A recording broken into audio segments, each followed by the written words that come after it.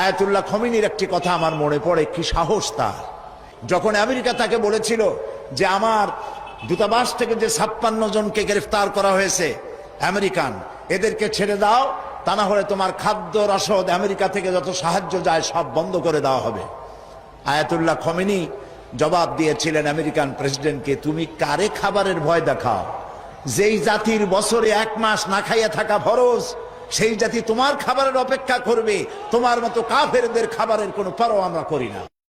ইরানের মুসলমানেরা, তাদের সাথে আমাদের আকীদার অনেক বেশকম আছে, কিন্তু তারা যখন ঐক্যবদ্ধ হলো, ইরানের ওলামারা আয়াতুল্লাহরা যখন ঐক্যবদ্ধ হলেন, তখন আমেরিকার মতো বিরাট পরাশক্তিকে তারা প্রধানত করে ইসলামী রাষ্ট্র, তাদের ভাষায় তারা ইসলামী রাষ্ট্র প্রতিষ্ঠা করতে সক্ষম হয়েছে এবং আমেরিকাকে প্রধানত করেছে। এখানে আয়াতুল্লাহ খমিনীর একটি কথা আমার মনে পড়ে, কি সাহস তার। ইমান আকীদা যাই থাকুক, আকীদার প্রশ্নে আমরা আপোষ করব না, কিন্তু এই কথাটা তো বলতেই পারি। যখন আমেরিকা তাকে বলেছিল যে আমার দূতাবাস থেকে যে 56 জনকে গ্রেফতার করা হয়েছে আমেরিকান, এদেরকে ছেড়ে দাও, তা না হলে তোমার খাদ্য রসদ আমেরিকা থেকে যত সাহায্য যায় সব বন্ধ করে দেওয়া হবে। আয়াতুল্লাহ খমিনী জবাব দিয়েছিলেন আমেরিকান প্রেসিডেন্টকে, তুমি কারে খাবারের ভয় দেখাও?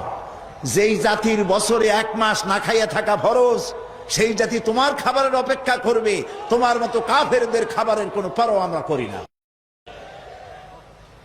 মুসলমানেরা যখন ঐক্যবদ্ধ হয়েছিলেন, আল্লাহ তাদেরকে বিজয় দান করেছিলেন। সেখানে ঐক্যবদ্ধ হওয়ার জন্য আসুন তাওহীদের উপর ঐক্যবদ্ধ হই, খাতমে নবুয়তের আকীদার উপর ঐক্যবদ্ধ হই, শিরক এবং বেদাতের বিরুদ্ধে কথা বলি, একই সুরে বলি, একসাথে বলি, জীবনকে বাজি রেখে বলি। আল্লাহ তাআলা এই তৌফিক আমাদেরকে দান করুন।